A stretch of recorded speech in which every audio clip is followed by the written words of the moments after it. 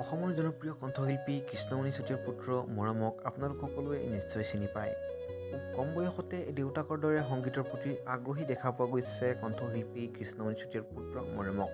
বন্ধু বান্ধৱীসকল, বৰ্তমানলৈকে দেউতাকৰ বহুত গান গাই মৰমে ছ'চিয়েল মিডিয়াত জনপ্ৰিয়তা অৰ্জন কৰিছে।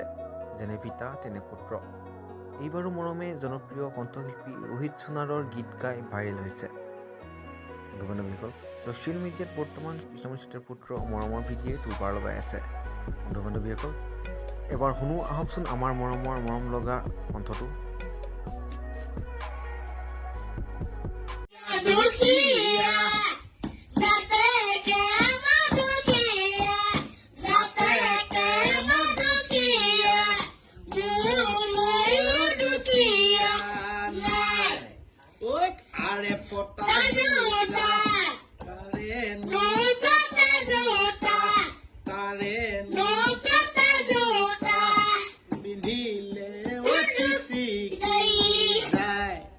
পিন্ধিলে ফিচিকি যায়, পিন্ধিলে